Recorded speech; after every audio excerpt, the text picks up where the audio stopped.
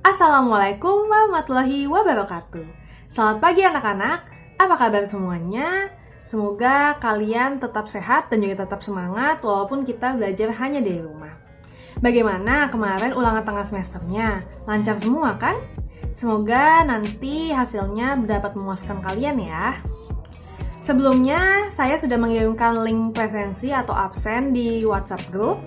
Bagi yang belum absen, silahkan absen terlebih dahulu ya sebelum melanjutkan video ini. Jika semuanya sudah absensi, sekarang kita berdoa terlebih dahulu agar pembelajaran nantinya bisa dilancarkan dan juga dimudahkan dalam pemahamannya. Berdoa menurut kepercayaan masing-masing, berdoa dimulai. Baik, berdoa selesai. Setelah berdoa, sekarang hari ini kita akan masuk ke materi yang baru, yaitu materi tentang media promosi pemasaran.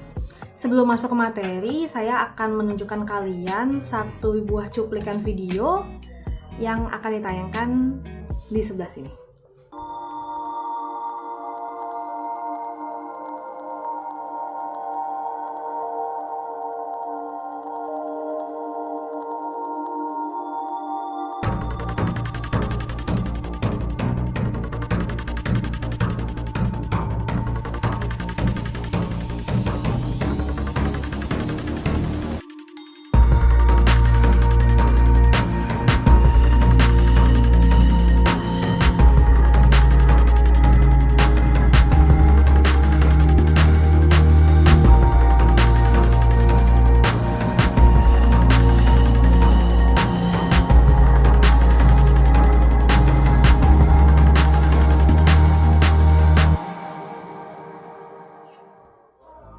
Baik, sudah kalian tonton kan cuplikan videonya? Jadi, cuplikan video yang tadi ditayangkan itu merupakan salah satu contoh media promosi pemasaran.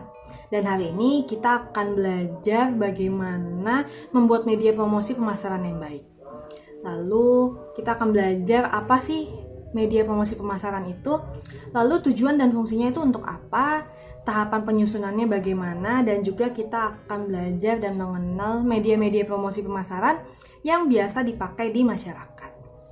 Jadi, hasil pembelajaran hari ini kalian akan membuat suatu media promosi pemasaran untuk produk atau bisnis yang kalian punya. Baik, jika kalian sudah siap untuk belajar, kita langsung saja masuk ke materinya. Baik, media promosi pemasaran. Media promosi pemasaran itu apa? Jadi media promosi itu adalah suatu usaha yang dilakukan oleh perusahaan untuk membuat kesadaran, pemberitahuan, membujuk, dan mempengaruhi konsumen untuk melakukan pembelian produk yang ditawarkan oleh perusahaan. Jadi singkatnya, media promosi itu untuk mempromosikan atau untuk menginformasikan atau juga membujuk masyarakat untuk mengetahui produk atau jasa apa yang kita jual. Misalnya kita mempromosikan kita mempunyai bisnis kerudung, nah atau hijab, itu kita promosikan bisa lewat mana saja, banyak medianya, dan itu gunanya untuk membujuk atau menginfokan bahwa ini brand kita dan kita menjual jasa atau produk ini. Menurut Kotler, promosi adalah bagian dan proses strategi pemasaran sebagai cara untuk berkomunikasi dengan pasar dengan menggunakan komposisi atau bauran promosi yang dikenal itu promotional mix. Jadi menurut Kotler ini, promosi itu merupakan strategi dari pemasaran, di mana kita harus memasarkan barang yang kita jual, yaitu misalnya produk apa saja, bisa produk fashion, bisa produk makanan atau yang lainnya, ke target pasar kita, yaitu orang-orang yang kita tuju, misalnya anak-anak SMA atau mungkin orang dewasa atau mungkin sesuai gender, yaitu untuk perempuan saja atau mungkin untuk laki-laki saja. Jadi media promosi ini merupakan strategi untuk memasarkan produk yang kita punya atau bisnis yang kita punya ke masyarakat luas. Selanjutnya ada tujuan media promosi. Pertama, tujuan media promosi itu adalah mengirimkan informasi suatu produk kepada target pasar potensial. Nah, maksudnya target pasar potensial itu apa? Jadi coba kalian bayangkan kalian mempunyai usaha pakaian anak-anak. Nah, target pasar potensial yang kalian harus tuju itu merupakan ibu-ibu. Kenapa ibu-ibu? Karena mereka akan mencari pakaian untuk anak-anaknya. Jadi, jika kalian mempunyai bisnis pakaian anak-anak, sebaiknya kalian harus mencari target pasar potensial yang kemungkinan atau yang memungkinkan akan membeli produk kalian.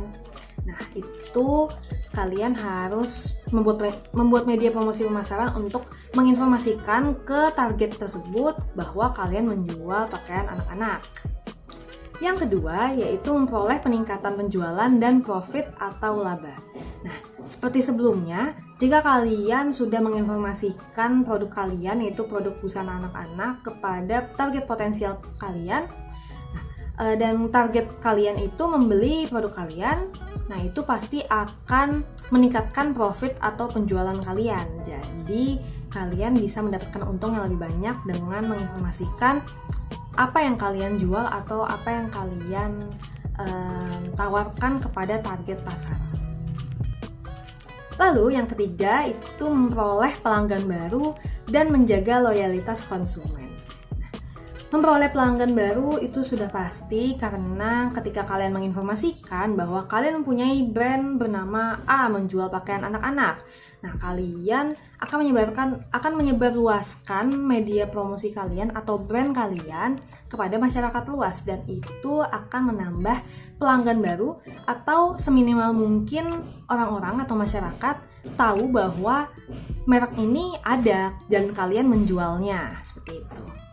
Lalu yang selanjutnya adalah menstabilkan penjualan. Dengan adanya media promosi, kalian dapat menstabilkan penjualan kalian. Jadi, dengan selalu men-share atau menginformasikan bahwa misalnya ada promosi ini atau ada promosi diskon 20% atau 50% di setiap akhir tahun atau yang lainnya, itu dapat menstabilkan penjualan kalian dan juga menginformasikan bahwa kalian masih menjual pakaian ini atau brand ini. Yang selanjutnya adalah menjadi pembeda dan juga mengunggulkan produk sendiri dari pesaing. Menjadi pembeda ini pastinya sudah terlihat ya, pasti kita akan mengunggulkan dan membedakan produk kita sendiri dari brand-brand lain. Jadi dengan adanya media promosi, kalian bisa memberikan suatu stimulus, suatu konsep pemikiran kepada masyarakat atau target pasar bahwa kalian mungkin berbeda dengan brand-brand lain atau kalian ini produknya sangat bagus dibandingkan brand-brand lain. Jadi itu dapat membedakan brand kalian dan juga mengunggulkan produk kalian dibandingkan brand yang lain. Lalu yang selanjutnya adalah membuat citra produk di mata konsumen sesuai dengan yang diinginkan. Dengan media promosi, kalian bisa membuat media promosi dengan konsep apapun dan itu akan berpengaruh kepada masyarakat atau target pasar yang kalian tuju, yang akan melihat media promosi kalian, dan itu pastinya akan membuat atau merubah citra produk di mata konsumen. Jadi memang sudah diharuskan membuat media promosi itu yang sangat menarik dan juga bisa diterima oleh masyarakat. Jadi dari segi bahasa ataupun juga warna, gambar, ilustrasi dan lain-lain itu harus bisa diterima di masyarakat agar masyarakat itu sampai informasinya agar media promosi tersebut sampai informasinya kepada masyarakat yang melihat media promosi tersebut, dan itu pastinya akan membuat citra produk kita berubah. Yang terakhir yaitu merubah tingkah laku dan anggapan konsumen. Nah, merubah tingkah laku dan anggapan konsumen ini contohnya misalnya brand yang kalian punya itu awalnya tidak ada yang mengetahui bahwa itu ada. Nah, tapi ketika kalian menyebarluaskan media promosi punya kalian atau brand kalian, itu akan mengubah tingkah laku konsumen atau target pasar yang kalian tuju. Misalnya target pasar itu menjadi tahu bahwa brand ini ada dan juga mereka melihat media promosi kalian tuh menarik, lalu juga tawarannya juga bagus dan lain-lainnya, jadi mereka tertarik untuk melihat produk kalian dan memungkinkan untuk membeli produk kalian. Itu mengubah tingkah laku konsumen dan juga anggapan konsumen bahwa oh, brand ini ada, lalu juga brand ini mungkin bagus produknya dan lain-lain. Selanjutnya ada fungsi media promosi. Yang pertama yaitu informing atau memberikan informasi. Nah, promosi ini memberikan informasi kepada konsumen agar konsumen sadar bahwa produk-produk atau brand tersebut itu ada di pasaran, dan juga mendidik mereka tentang berbagai fitur atau manfaat merek. Misalnya merek brand pakaian A itu merupakan pakaian sustainable atau ramah lingkungan. Nah, itu akan memberikan informasi bagi masyarakat atau target pasar bahwa brand A itu menjual pakaian-pakaian sustainable. Lalu yang kedua yaitu persuading atau membujuk. Dengan adanya media promosi pemasaran, kalian masyarakat itu akan dibujuk untuk mengetahui atau bahkan membeli produk yang kalian miliki. Misalnya kalian membuat media promosi untuk menginformasikan bahwa brand kalian itu ada diskon 50% pada akhir tahun. Itu akan membujuk atau mempersuasi masyarakat atau target pasar untuk membeli dan tertarik kepada produk yang kalian jual. Yang selanjutnya yaitu ada remindering atau mengingatkan. Nah, media promosi ini turut ikut menjaga konsumen-konsumen agar tetap loyal atau setia kepada brand kalian. Jadi itu menjaga brand kalian agar tetap segar dan juga ada dalam ingatan para konsumen. Lalu yang selanjutnya yaitu ada adding value atau menambah nilai. Menambah nilai ini maksudnya adalah dengan adanya media promosi itu akan mengubah tingkah laku atau pola pikir konsumen yang kalian tuju, dan itu akan menyebabkan merek itu dipandang lebih atau lebih bergengsi dibandingkan brand-brand yang lain. Jadi itu akan menambah nilai dari brand kalian. Lalu yang terakhir yaitu ada assisting atau mendampingi upaya-upaya lain dari perusahaan. Maksudnya adalah dengan media promosi itu akan membantu perwakilan dari penjualan. Jadi akan membantu karyawan-karyawan dari brand tersebut untuk memasarkan brand-brand kalian atau produk-produk kalian kepada masyarakat luas. Jadi dengan adanya mungkin iklan atau Instagram ads atau iklan Instagram dan lain-lain itu dapat membantu dan juga pastinya mendampingi upaya-upaya lain yang dilakukan oleh perusahaan brand tersebut. Selanjutnya kita akan masuk ke materi yaitu tahapan menyusun media promosi. Pertama-tama yang harus kita lakukan dalam menyusun media promosi yaitu adalah menentukan target pasar yang kita tuju. Nah, ini dibutuhkan dengan penentuan STP atau segmenting, targeting, dan juga positioning. Untuk menghadapi persaingan yang kuat, karena brand sekarang itu banyak ya pesaingnya. Misalnya kalian punya brand pakaian, wah sudah banyak sekali brand-brand pakaian yang lainnya yang bersaing dengan kalian. Jadi kalian harus menentukan segmentasi, target, dan juga posisi yang lebih mengerucut atau personal untuk menghadapi perilaku konsumen yang beragam. Jadi kalian pastinya harus menentukan target-target kalian itu siapa. Misalnya kalian menjual tadi pakaian anak-anak. Nah, kalian harus menentukan targetnya itu siapa untuk dituju. Kalau anak-anak tidak mungkin kan, karena mereka tidak mempunyai atau belum bisa membeli pakaian tersebut. Tapi jika kalian tujukan ke ibu-ibu atau ibu-ibu muda mungkin ibu-ibu parubaya dan lain-lain, itu akan memungkinkan kalian untuk mereka bisa tertarik dengan produk kalian dan membeli produk kalian. Jadi, dengan menentukan target market kalian, itu akan memudahkan kalian menentukan media promosi yang kalian inginkan. Lalu, selanjutnya ada merencanakan pesan. Pesan ini sangat penting untuk media promosi pemasaran karena jika tidak direncanakan, kemungkinan pesan itu tidak sampai kepada konsumen itu sangat besar. Jadi, kita harus merencanakan pesan yang bisa dibilang simple dan sederhana tetapi punya makna dan bisa langsung sampai ke konsumen. Lalu dalam merencanakan pesan ini juga harus melihat targetnya itu siapa. Misalnya jangan sampai target yang dituju itu ibu-ibu tapi kalian memakai pesan-pesan yang biasa dilakukan atau biasa dipakai oleh anak-anak muda. Itu tidak akan sampai ke target kalian nantinya. Selanjutnya yaitu adalah memilih media. Nah, memilih media ini sangat penting dan harus disesuaikan dengan target kalian. Misalnya tadi targetnya itu ibu-ibu. Nah, kalian harus melihat ibu-ibu itu biasanya ngapain sih?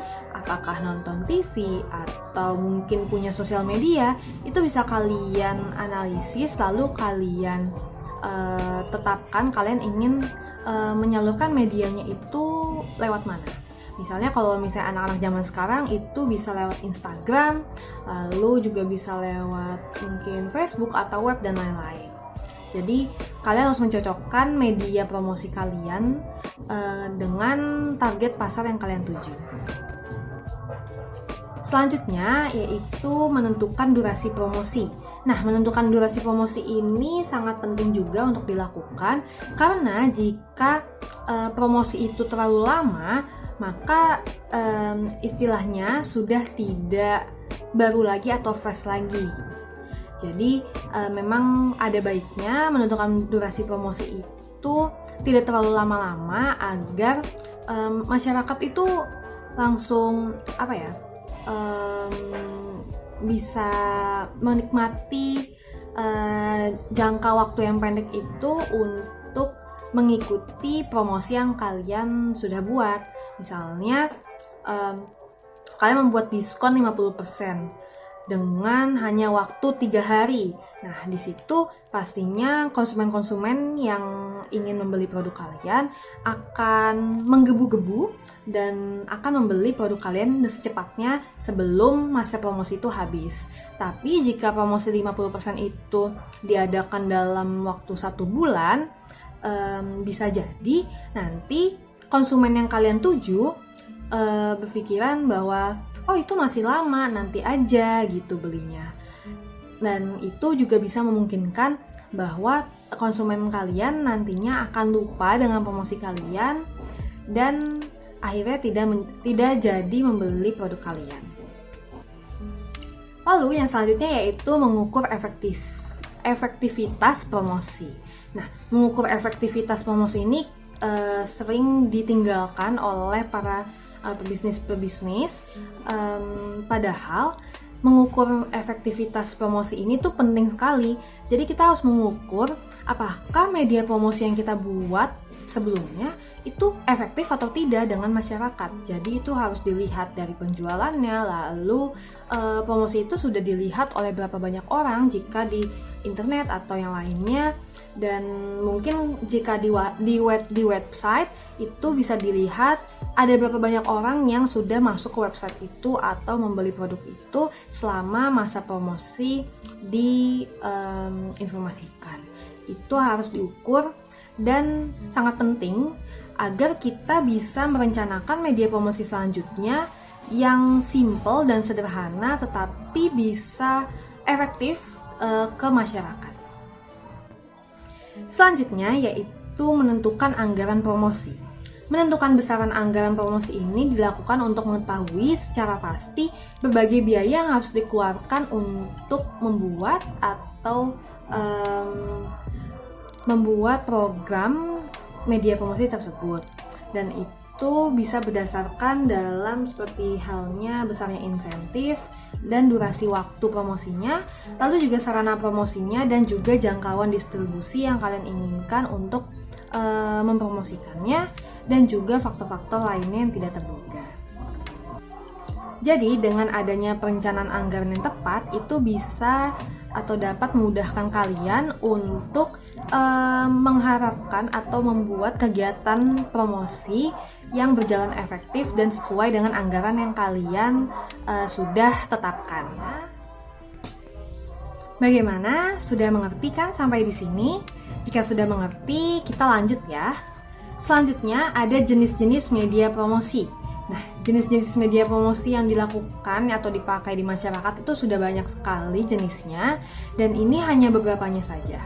Pertama, yaitu ada promosi di media internet atau sosial media. Di era digital sekarang itu banyak sekali sosial media sudah berkembang. Lalu juga saya yakin pastinya kalian punya salah satu dari sosial media, dan itu dapat dipakai untuk mempromosikan atau bisa menjadi media promosi untuk brand atau produk kalian. Contohnya itu ada Instagram, lalu bisa juga Facebook atau Twitter, dan juga kalian bisa membuat website dengan nama brand kalian sendiri, atau juga bisa mengiklankan produk kalian ke dalam website orang lain yang konteksnya sama dengan produk kalian. Misalnya jika produk pakaian kalian iklankan di website yang menjual pakaian, atau mungkin website fashion blogger dan lain-lain, itu bisa kalian lakukan. Namun, dalam memakai sosial media untuk penggunaan media promosi itu juga mempunyai kelebihan dan juga kekurangan. Kelebihannya yaitu sekarang era digital sudah meluas ya, dan pastinya dengan memakai media promosi di sosial media itu akan membuat audiensi atau konsumen target pasarnya itu atau pelihatnya itu luas, bisa seluruh Indonesia ataupun juga bisa mencapai internasional atau seluruh dunia. Lalu juga ada kekurangannya. Nah, kekurangan ini harus menciptakan copywriting yang baik, yaitu kalian harus menciptakan caption-caption atau tulisan-tulisan yang cukup baik, yang simple dan sederhana, tetapi bisa mengenai maknanya dan juga bisa sampai pesannya ke orang-orang. Jadi itu akan terlihat menarik dan juga tidak bertele-tele. Lalu yang kedua yaitu adalah promosi menggunakan brosur. Nah, brosur ini merupakan alat promosi yang sudah cukup lama ya. Jadi memang sudah sedikit ditinggalkan karena banyak kampanye-kampanye ramah lingkungan yang menginginkan bahwa kertas itu sudah ketinggalan zaman dan itu dapat merusak lingkungan. Tetapi brosur masih banyak yang dipakai di zaman sekarang juga, walaupun sudah banyak yang ditinggalkan. Nah, brosur ini biasanya menyediakan fotonya di sini. Biasanya halamannya itu bolak-balik dan biasanya dilipat lalu disebar-sebarkan. Nah, itu juga efektif untuk menginformasikan produk-produk atau brand yang kalian punya.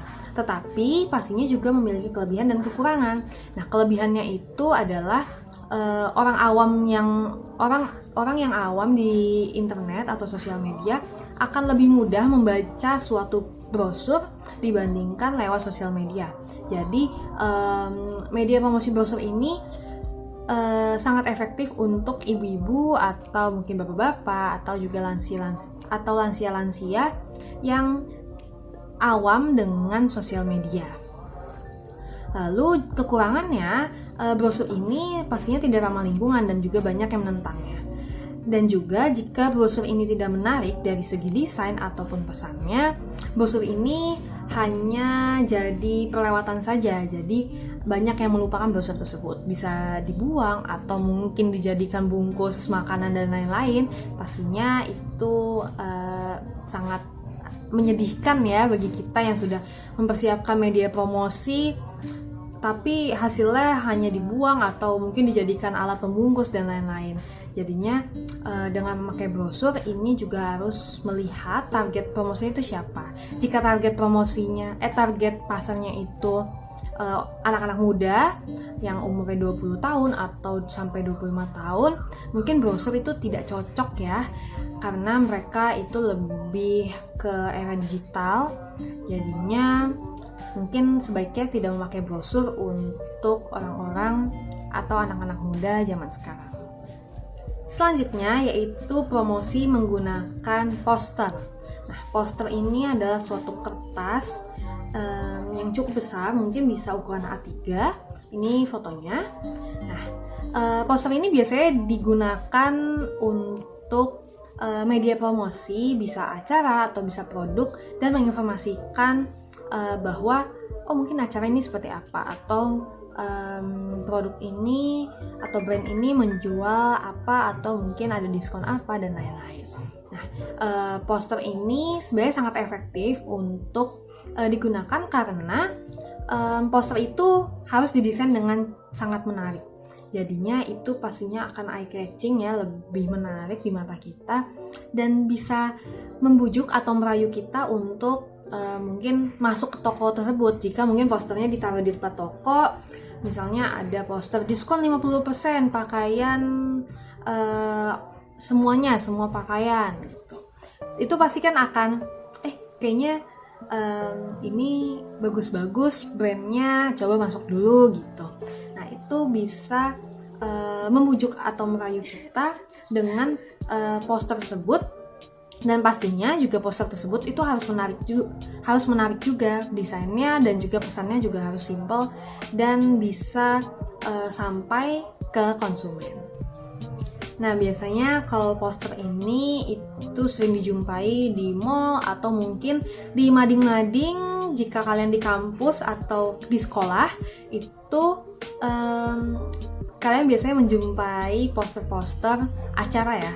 Nah, itu kan juga salah satu upaya media promosi untuk menginformasikan bahwa ada acara ini. Nah, itu biasanya pakai poster. Selanjutnya yaitu adalah media promosi menggunakan banner. Nah, banner itu ada dua, yaitu ada offline dan juga online. Kalau misalnya yang offline itu biasanya yang kalian lihat di jalanan, misalnya banner informasi tempat les, yaitu misalnya kursus les Inggris. Nah, itu kan biasanya ada banner di pinggir-pinggir jalan. Nah, itu merupakan banner offline.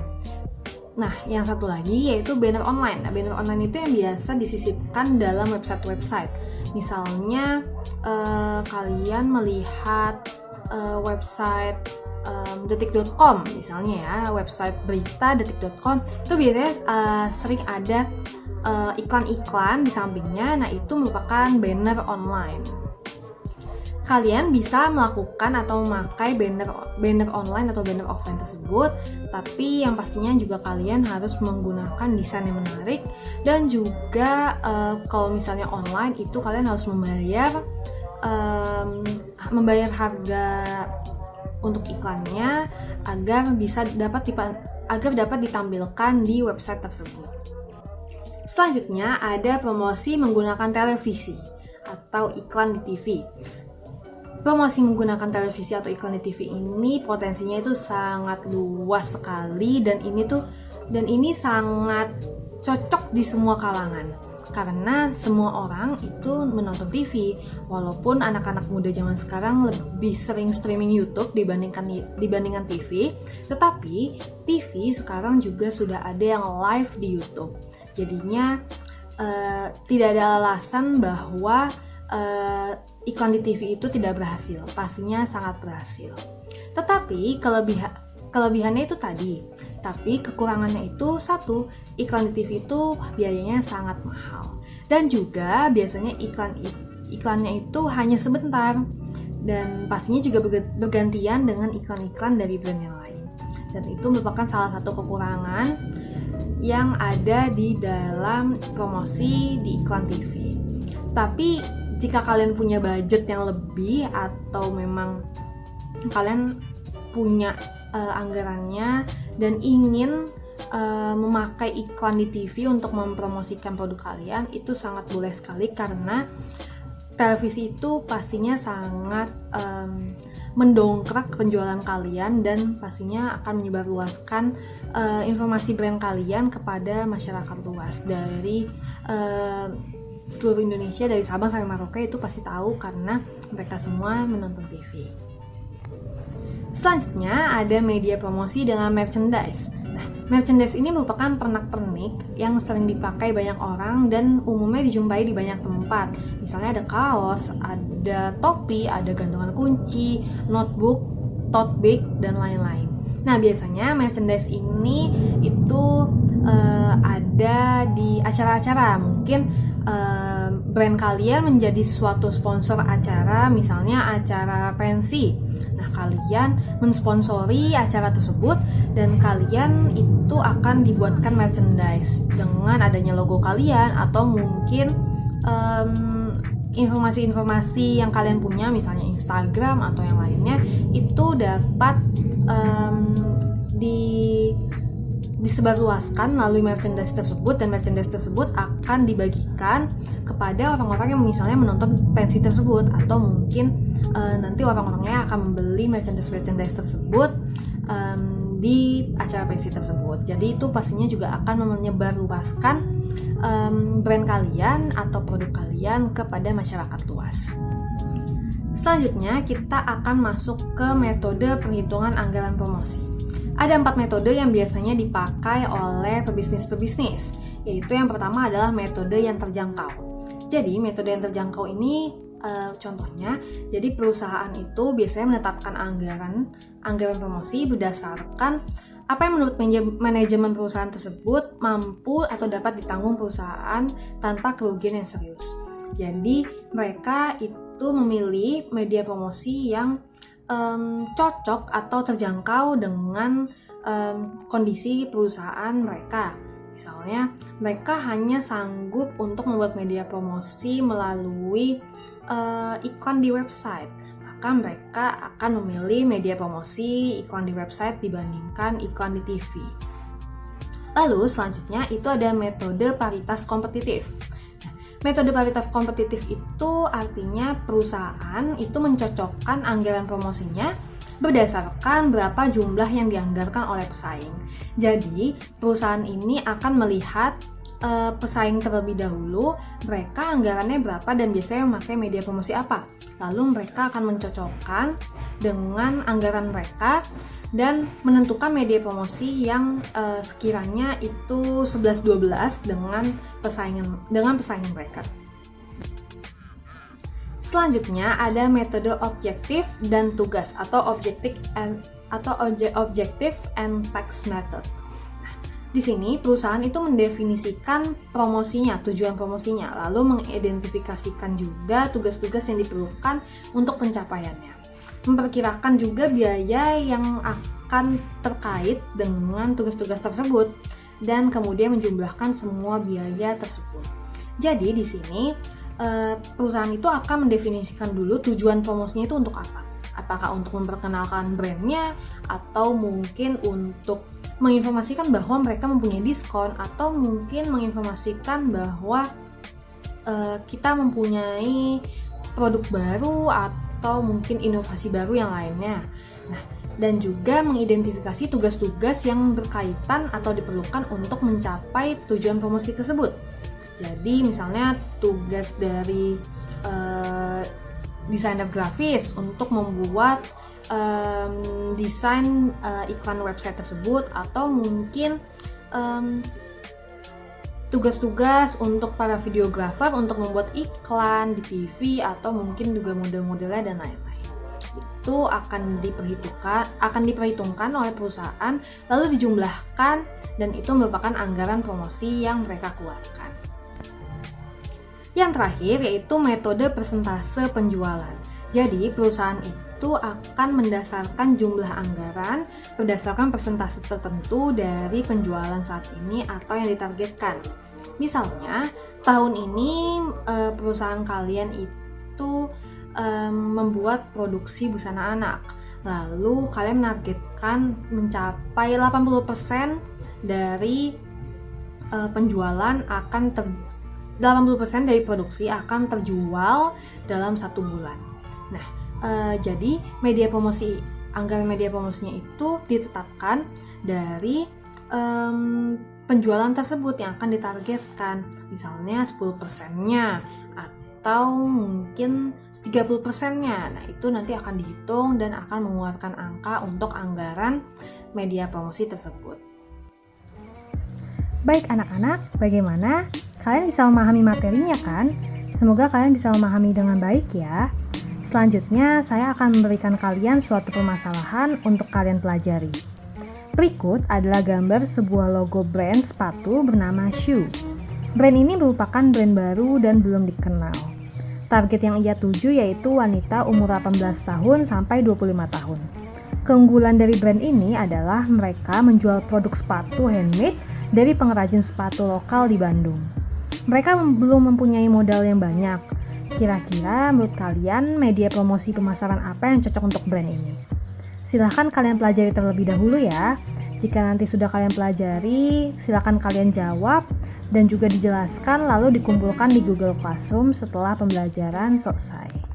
Selanjutnya, kalian akan ada kuis pengetahuan tentang media promosi di Quizizz. Silakan dikerjakan, saya akan kirim linknya melalui WhatsApp group. Silakan dikerjakan karena waktunya hanya sedikit. Jika sudah mengerjakan kuisnya, terima kasih kalian sudah mengerjakan kuisnya. Sekarang kalian bisa lihat assignment di Google Classroom. Nah, silakan buka Google Classroom. Di sana sudah terdapat tugas untuk membuat media promosi pemasaran. Waktu tugasnya itu hanya seminggu. Jadi kalian akan membuat media promosi pemasaran untuk brand kalian. Silahkan jika kalian memang sudah punya brand atau mungkin belum, kalian bisa menciptakan brand atau mungkin konsepnya aja itu bisa, silahkan. Lalu kalian tulis kalian ingin targetnya kemana, lalu juga ingin pakai media promosi yang mana. Pokoknya kalian tulis dan kalian jabarkan sesuai dengan tahapan penyusunan media promosi. Silahkan dikerjakan, jika ada pertanyaan bisa tanyakan ke saya. Baik anak-anak, jadi hari ini kita sudah banyak sekali belajar apa itu tentang media promosi, kegunaan dan fungsinya untuk apa, lalu juga apa saja jenis-jenisnya dan lain-lain. Jadi media promosi ini sangat penting ya untuk kalian terapkan, karena media promosi ini adalah salah satu cara atau usaha atau upaya untuk menginformasikan atau menyebarluaskan brand kalian atau produk kalian ke masyarakat luas. Itu untuk membujuk, untuk menginformasikan dan mengubah tingkah laku masyarakat dan mengetahui bahwa produk tersebut itu ada di pasaran. Pastinya juga kalian harus mencocokkan media promosi yang kalian gunakan dengan target pasar yang kalian tuju. Jangan sampai kalian tidak cocok target pasarnya dengan media promosinya, karena itu nantinya hanya akan menyia-nyiakan anggaran promosi yang sudah kalian tetapkan. Dan pastinya juga untuk membuat media promosi itu harus menggunakan pesan yang singkat, simple dan sederhana, tapi bisa sampai maknanya dan masuk ke dalam masyarakat. Semoga materi hari ini dapat kalian pahami dan kalian terapkan nantinya ketika kalian sudah mulai berbisnis ya. Jangan lupa juga dikerjakan tugasnya dan jangan telat mengumpulkannya. Jika ada yang ingin kalian tanyakan atau konsultasi, kalian bisa tanyakan di WhatsApp group ataupun juga bisa personal chat ke saya. Dan kalau misalnya memang sudah tidak ada yang menanyakan lagi, mungkin ini akhir dari video hari ini. Kurang lebihnya mohon maaf jika video ini banyak salah kata atau pelafalan. Lalu juga terima kasih untuk kalian yang sudah menonton dari awal sampai akhir dan mengikuti pembelajaran. Kurang lebihnya mohon maaf. Wassalamualaikum warahmatullahi wabarakatuh. Sampai jumpa.